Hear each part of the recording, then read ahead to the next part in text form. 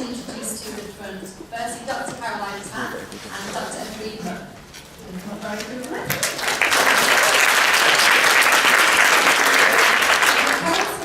Now they're actually both doctors on the entrepreneurship program in the School of Management at RMIT.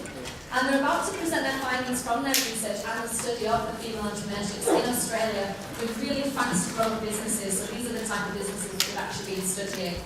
They're going to also provide us with an insight into the minds of more than 18 female entrepreneurs. A lot of them who were very, very successful, featured in the LW, etc., etc. So I think we'll hand straight over to you, Carol. Thank you very much. Can you guys? Can you hear me? Yeah. Okay. Welcome everybody. I hope you had a really good time. Yes. Okay.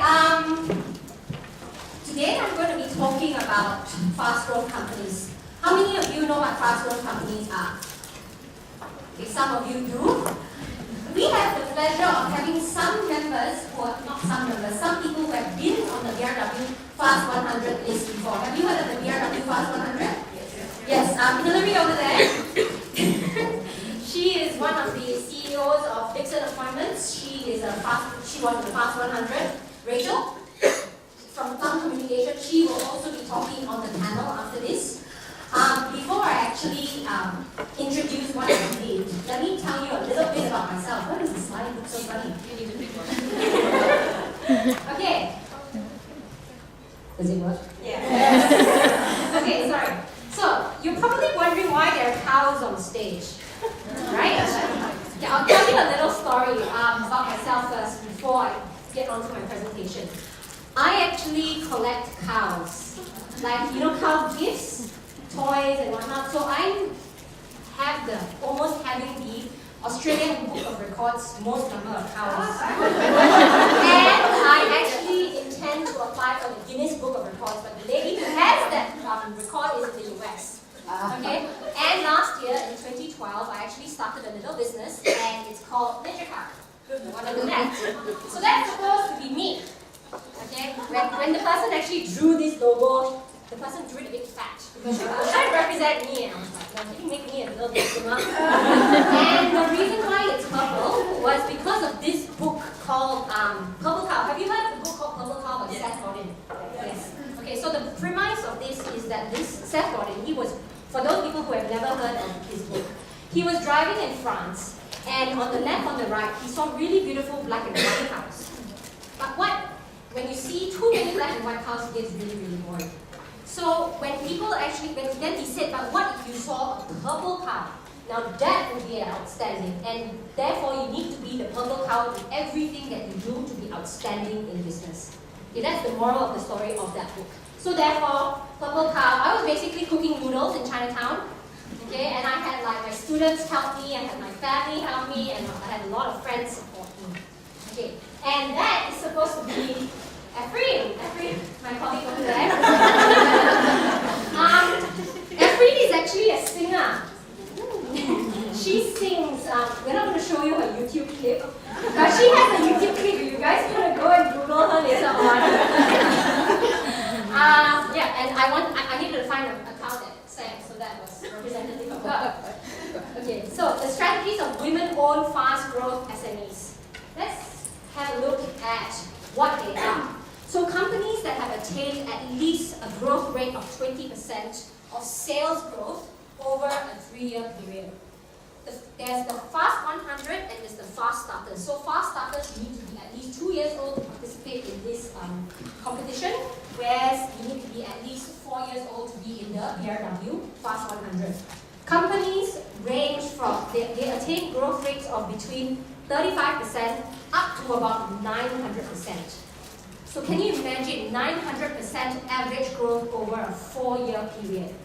How have they actually done this? How many percent do you think of this crowd, these 100 companies, are owned by women? How many percent? 15%. Less than 15%. Okay, so approximately every year we have about 10% of these companies owned by women. So quite privileged. Fast growth companies form about 8% of all SMEs in Australia. So you imagine, so they are only forming 8% and women only form less than 10%. So what does that tell you about how many fast-growth women entrepreneurs? Let's give a hand to the women here.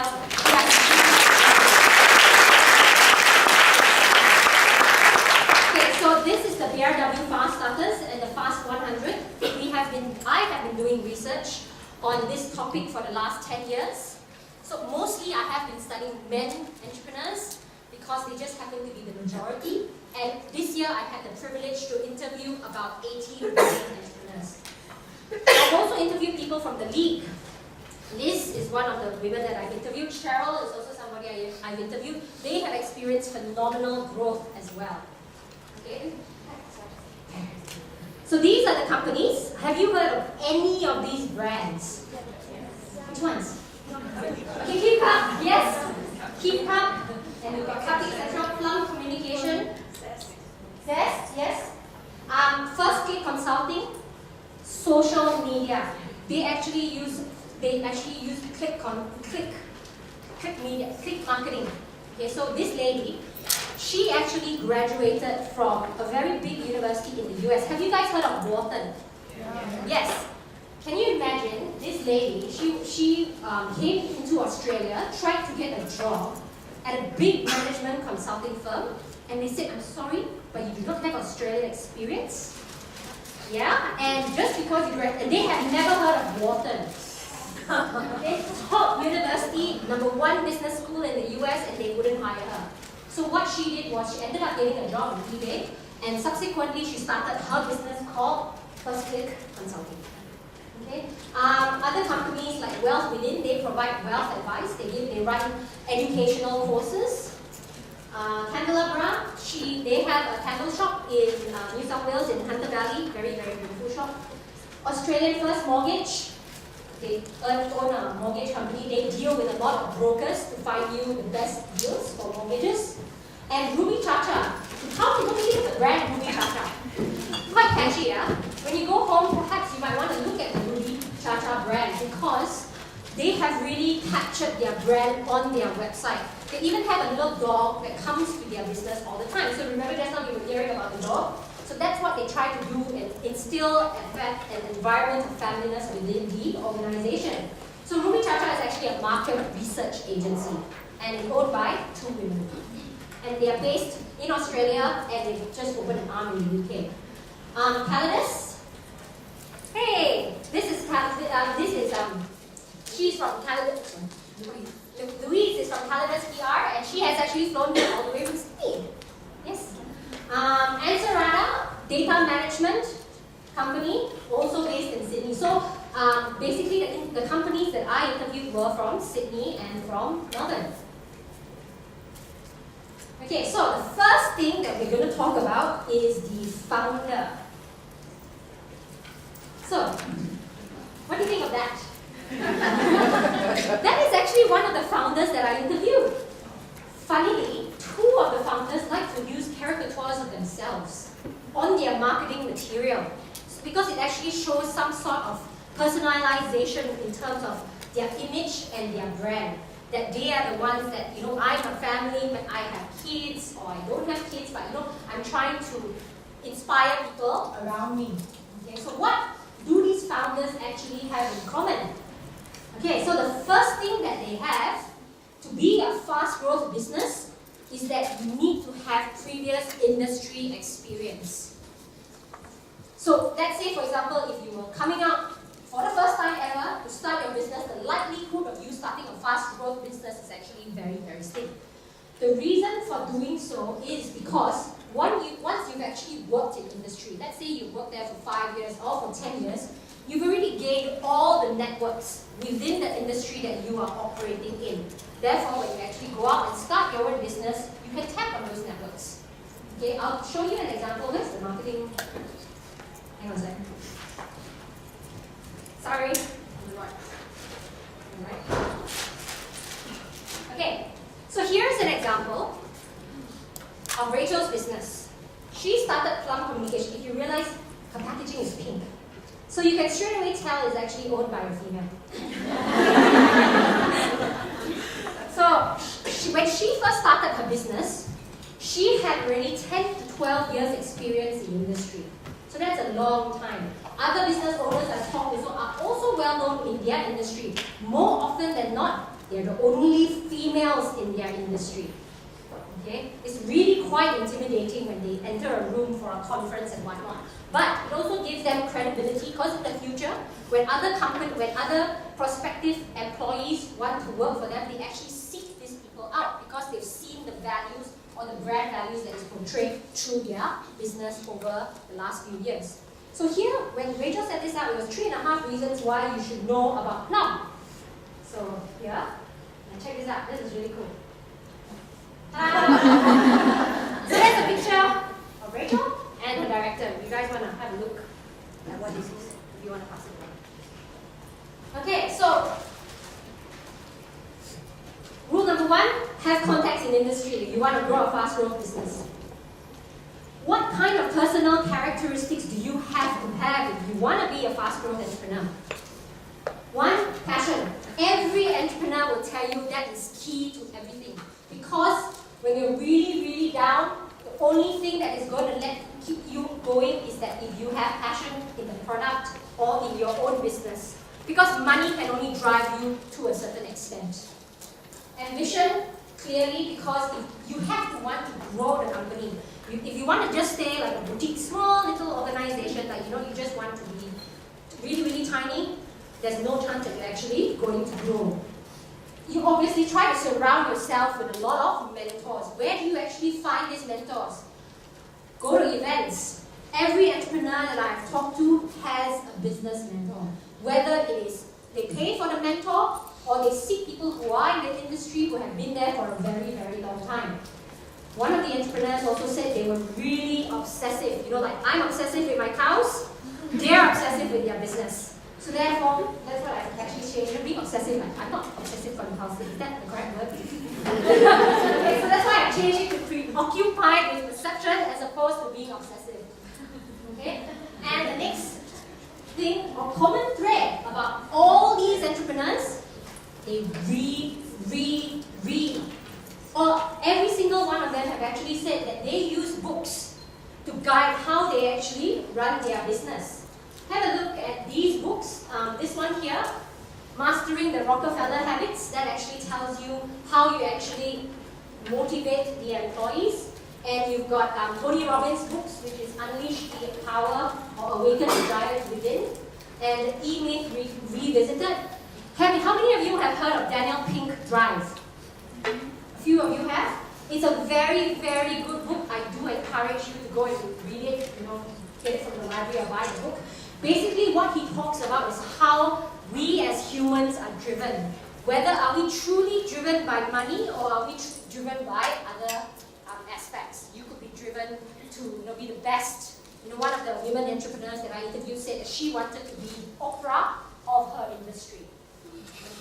So that's really quite a big dream. Okay, the next topic that we actually studied was leadership. So what kind of characteristics of leadership did they actually have? So that is also another entrepreneur that I interviewed. Check her hair. That's quite cool, right? She was the owner of Ruby Chacha. And what she actually said was that she loves to share the energy with people. You notice that we always bounce off energy of each other. If I'm giving you positive energy, you naturally accept it and you want to be positive back with me. So what she says was like, if the office is too quiet and because she likes music and wants you to pump it up and make the music really, really loud so that you can actually feel the energy within the organization. She is the one who owns the market research agency. So that's why I put the music icon there. Let's have another slide. Okay, so I've got more cows on the slides.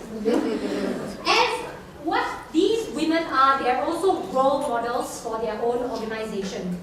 You hear so many speakers talk about it, or you read so many books, yes, I need to be a role model, but how are you actually going to be a role model? One of the speakers actually said that she would never make her employee do something she would never do. Okay? And an example of that would be that let's say she has a policy of having no mobiles whilst at work. while they're at their desk and they're supposed to be working. She also will never bring her mobile to that setting. Okay? And the reason why there's a cow there is because another example would be, let's say you shouldn't be eating at your desk. So, because you don't want to be antisocial and sitting at your desk, but I do that all the time. I never eat in the kitchen. Okay, but she has a policy that you cannot eat at your desk and you have to eat in the kitchen. Okay, so that is her being a role model. There are many, many examples, but I don't think I have a lot of time to go through how they are actually a role model. Another characteristic of women, and every single woman has actually said this, is that they are nurturing. And it's nothing to be shy about. They actually care about their employees, and it's not being said, oh, I care about you. Oh goodness, I've got 5 minutes!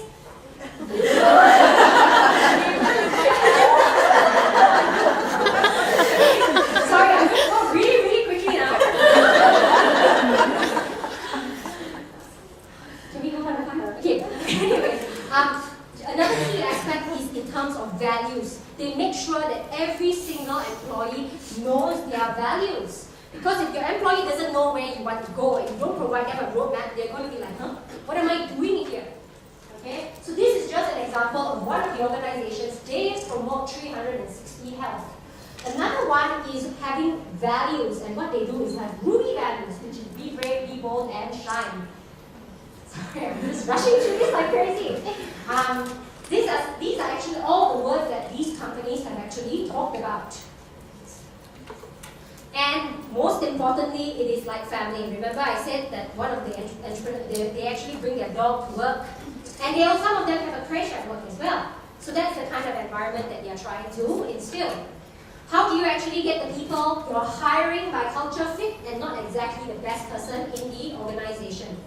And money doesn't actually motivate somebody and the way they work in terms of creativity. Don't give them money. What do you actually give them? You give them rewards.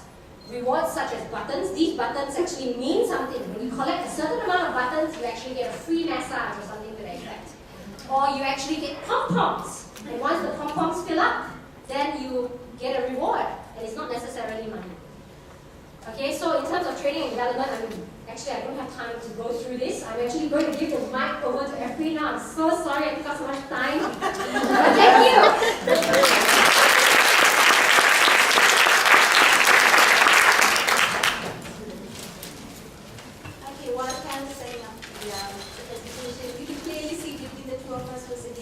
Who is a go-getter?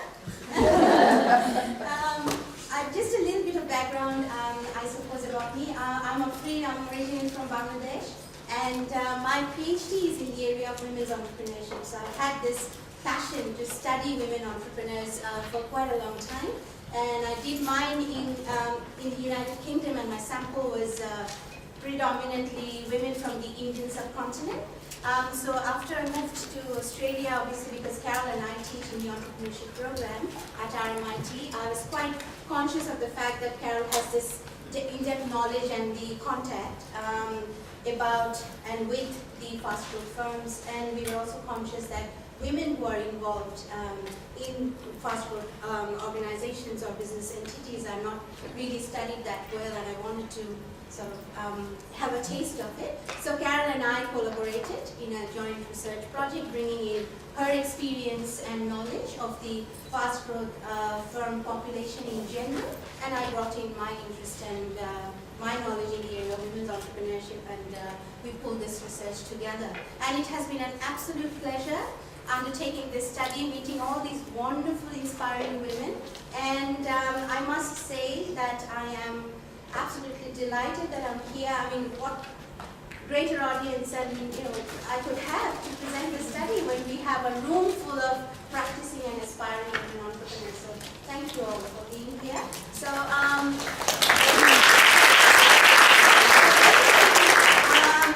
two aspects that I'll just quickly touch on as a follow-on from Carol is while we looked at I guess the entrepreneurial dimensions of women engaged in fast food firms, we're also quite interested to see whether there were any tangible differences between the way women approach their fast growth firms versus men. But because we didn't have a sample of male entrepreneurs, we wanted to have an understanding from the perception of the women who are involved in the fast growth firms. So what I'm presenting at now is basically going to be perceptions of women entrepreneurs of fast growth firms as they saw the approach to business their approach to business being different from their male counterparts. So the first area was client relationship and branding, which is where the women entrepreneurs did perceive that their approach was different. And the way they kind of summarized it, I'm sorry, I'm just quickly going to refer to the notes here, is they particularly identified themselves to be different in their approach in relation to client relationship and branding, and explained that by mentioning that they do see themselves as being more approachable, easy to connect with, bold without being aggressive, and they also took pride in the fact that their clients saw themselves as people who had greater attention to details in designing the product, services, and its delivery approach. Moving on, in terms of networking behavior, very interestingly, women entrepreneurs, which is not different at all from the way the general population of women entrepreneurs approach networking. What we found that even women involved in fast growth firms mentioned that their motivation for networking is more relational. So what they're looking for in those networks is mostly psychological support and inspiration. And I noticed this morning when some of you were asked as to why you were here today, many of you had mentioned the word inspiration. And then, tips as to how to go forward with your idea, but that was a very common theme coming across from the crowd. So it's very common within women entrepreneurs in approaching their network. As opposed to that, they viewed that men were more transactional in their networking behavior. It was more driven by the financial bottom line. So some people are nodding, so that's reassuring that our study has got its validity. Moving on to leadership style, again, it was very interesting the way they summarized it, is that they identified themselves as nurturing, which Carol has already mentioned, compassionate and intuitive. A common theme in terms of leadership that was presented by the respondents that we spoke to was empathy. They all mentioned that if there's one thing that they truly perceive themselves to be distinguished from the approach of management and leadership style that male entrepreneurs in fast growth firms do, is in the area of empathy. And then finally, with regards to the desire for growth, most of our respondents said that the approach to growth for women in fast growth firms are still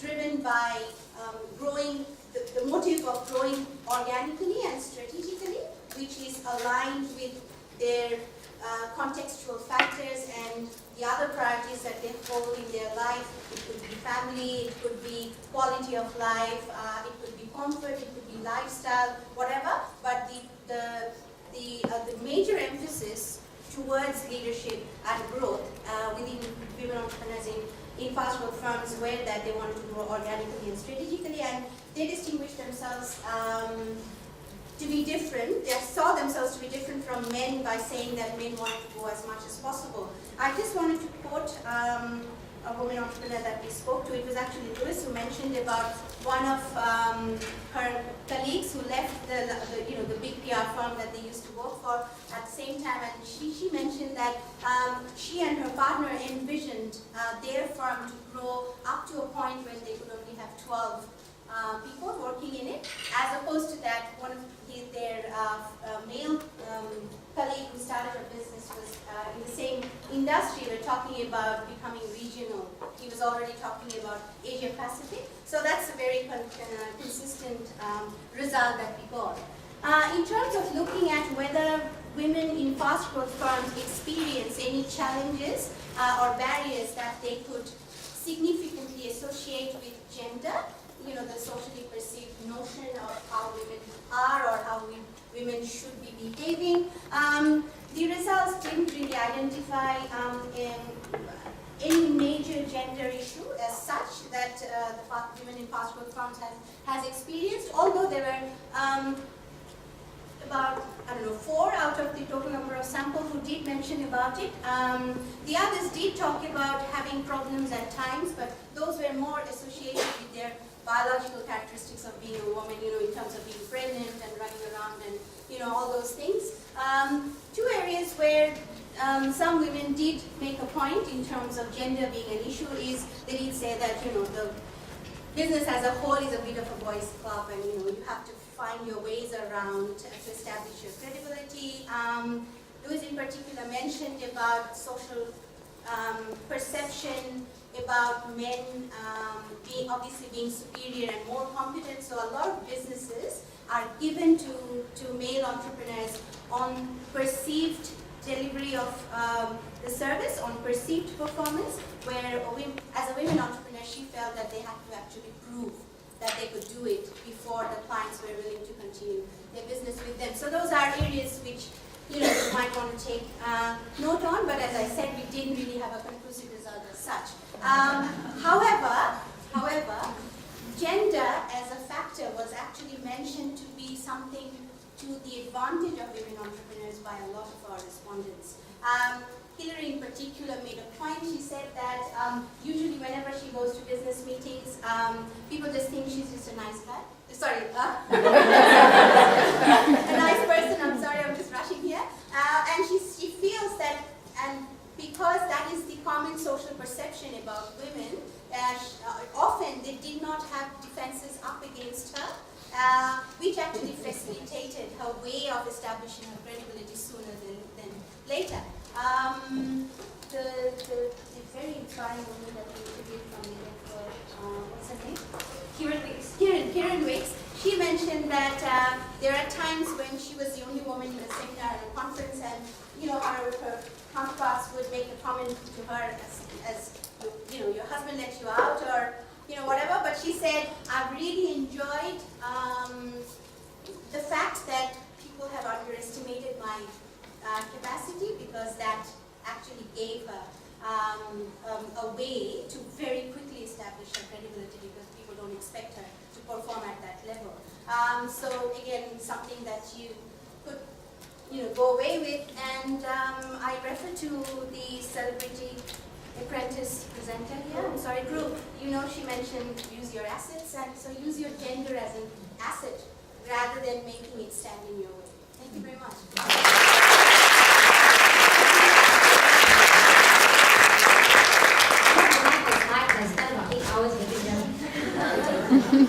I was actually just going to mention them. Look at the slides. I steal those, aren't you? That was actually really